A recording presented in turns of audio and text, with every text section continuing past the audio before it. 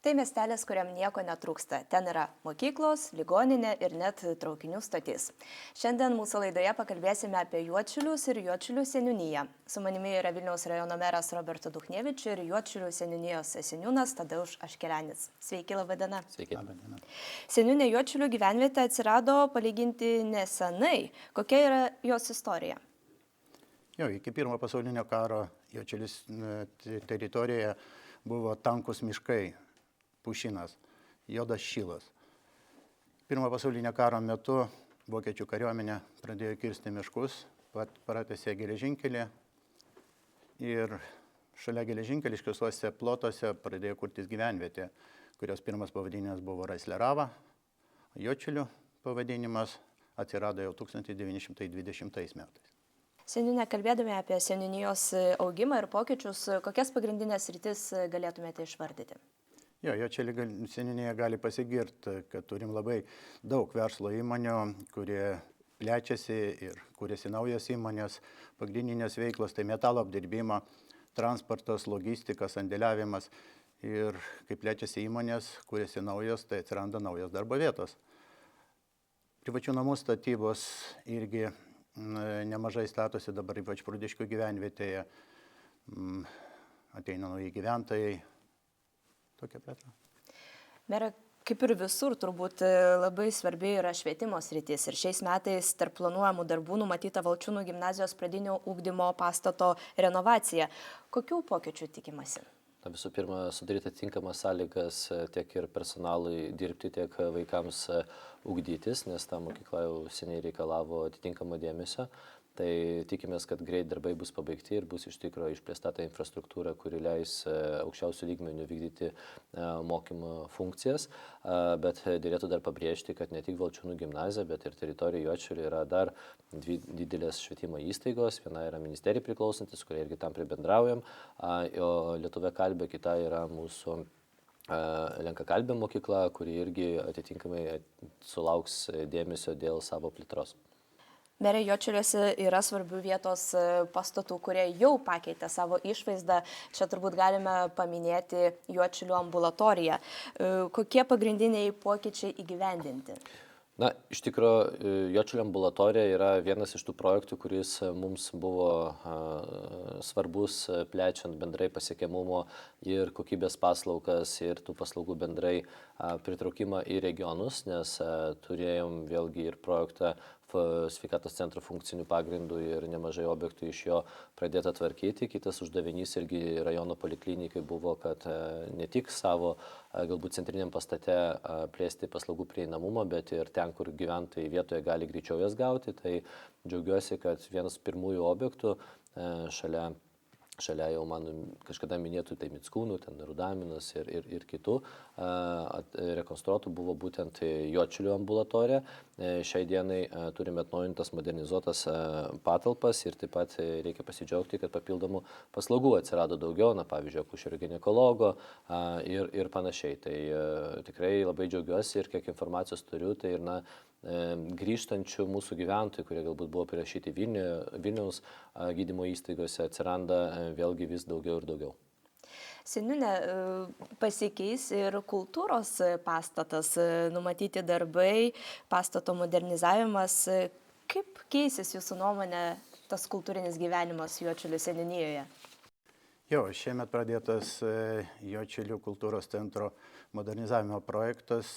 Modernizavus pastatą galvoju, kad bus pakeistos ne tik sienos ar stogas, tai atsiras nauja salė su akustiniais elementais, scena, užsiėmimo patalpų ir galvoju, kad kultūros gyvenimas pagerės ir renginių gyvenimas pagerės ir atsiras naujos vietos kultūriniai veiklai. Mere, dar norėčiau sugrįžti ir pakalbėti apie Valčiūnus, nes ten numatomas šiais metais šilumos tinklų sujungimas ir biokuro katilinės projektavimas. Kokią naudą atneš tai gyventojams?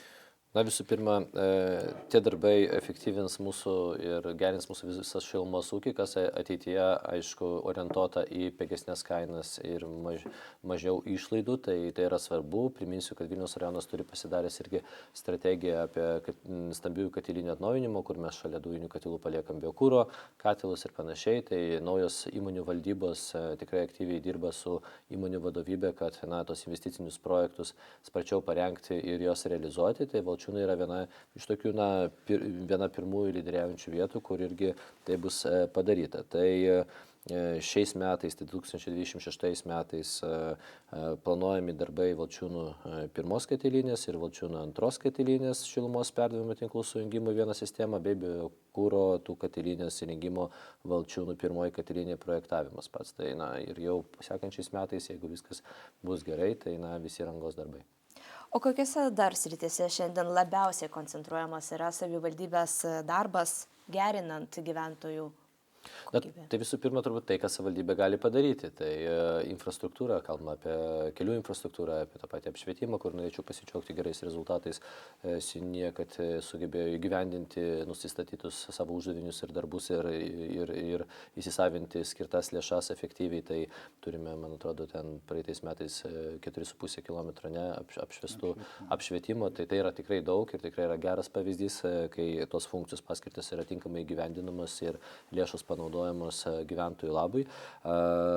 Kasmet, aišku, kaip ir minėjau, geriname kelių būklę, tai čia labai džiaugiuosi, kad Juodšilė yra viena tų seniūnijų, kur visų pirma užtikrina savalaikį ir labai gerą priežiūrą, nes turėjome tikrai tą ir žiemą šiais metais tokią, kuri parodė, kokia turi būti žiema, ir matome, kad lygina kai kurie mūsų galbūt sostinės savivaldybė su rajonu, kaip tie keliai mūsų vietinės reikšmės buvo tvarkomi, tai tikrai džiaugiuosi, kad seniūnai operatyviai dirbo ir tikrai ir po darbo valandų ir viskas buvo sureguliuota ir buvo kontroliuojami irgi rangovai. Tai tie darbai visi, kurie kasdieniam ūkiui dėmesys yra skiriamas, yra turbūt patys pagrindiniai ir svarbiausi, nes žmonės nori, kad ūkiškai būtų tvarkoma ir ta infrastruktūra, kuri matoma, tai yra turbūt pirmiausia matoma, kai tu išeini iš namų. Ar kelias yra sutvarkytas, prižiūrėtas, ar greidarotas žvyrkelis ir ar apšviestos gatvės, ar yra saugu. Kalbant apie Juodšilių miestelį, turbūt negalima nepaminėti, kad rudenį ten vyksta tradicinė ir turbūt viena didžiausių sporto renginių, tai Juodšilių ruduo. Seniūne, jūsų nuomonė, kas lemia šio renginio sėkmę, ilgaamžiškumą, nes tas renginys vyksta kiek metų? 20, apie 20 metų? Virš jau 20 metų jau noriu pasidžiaugti, kad Juodšilių miestelis turi tokią šventę, tradicinę šventę, Juodšilių ruduo. Dalyvauja virš 400 dalyvių ir tie 400 dalyvių bėgikai atvažiuoja iš visos Lietuvos ir iš kitų šalia esančių šalių. Tai galvoju, kad sėkmė tos šventės tai yra labai konkretus organizavimas to šventė, tai organizacinė komanda ir aišku, mūsų Juodšilių miškai. Miškų takais praeina trasos ir padedam sutvarkyti ir ta šventė būna tikrai sekasi ir pasiseka ir būna ir lėtinga, bet šypsena pas visus veidė. Merė, jums teko dalyvauti, bėgioti? Labai seniai. Prasat, šitoje šventėje taip kaip dalyviui, taip teko, bet dar buvo čia jau mokykloje, gal dar mokiausi. Seniūne, ką pasiūlytumėte aplankyti Juodšiliuose? Juodšilius siūlyčiau pradėti nuo pažintinio tako, Juodšilių pažinimą. Ir pažintinis takas prasideda jau šiandien paminėtos Juodšilių geležinkelio stotelės istorinės. Mokyklos gatve pasieks Šventos Uršulės Leduchovskos gimnazijos istorinį pastatą, kuriame savo laikais lankėsi Šventoji Uršulė Leduchovska. Miško gatve nueiti iki mūsų Juodšilių bažnyčios, turinti savo istoriją. Šalia bažnyčios seserų Uršulėčių kapinaitės ir Baltosios Vokės gatvėje rašytojo publicisto Juzefo Mackevičiaus muziejus. Ir dar yra vietų daug, bet pagrindinė tokią trasą turi. Mere, jums lankantis Juodšiliuose darbo reikalais, ar yra kažkokia vieta ypatinga galbūt? Na tai turbūt tas pastatas sesijų Uršulėčių, kuris buvo jau paminėtas seniūno, kuris randasi mokyklos teritorijoje. Tai mes dabar turime vėlgi planą, kad ten darželinės grupės irgi veikia, tai turėti naują darželį modulinį, kad vaikai galėtų naujose patalpose mokytis, galbūt ten ugdytis šalia mokyklos, nes teritorija tai leidžia, o va šitą visą pastatą istorinį pritaikyti lankymui, kažkokiems užsiėmimams, truputį irgi atnaujinti, nes, na, vėlgi čia yra, kaip sakyta, vizitinė kortelė visų Juodšilių ir norime irgi kad tai būtų lankytinas objektas, kur galima būtų tikrai dar tą visą istoriją kurti, nes tikrai yra turtinga istorija ir matome poreikį, šito skirti atitinkamą dėmesį šitam pastatui. Kažkaip man jis visada yra toks vienijantis objektas, nepaisant to, kad konkrečios mokyklos teritorijoje randasi, bet tai, kas gali vienyti bendrai tos gyventojus ir labai gražu, kad toks kūrinys gimė, kad 2 mokyklos, minėjau, net ir viena ne mūsų pavaldumo, kartu išdavė irgi apie Juodšilių istoriją, ne knygutę tokia, kur tikrai daug faktų įdomių yra suburta. Tai tikrai tai parodo, kokia stipri yra bendruomenė. Seniūnė merė, ačiū už pokalbį, už įdomų pokalbį.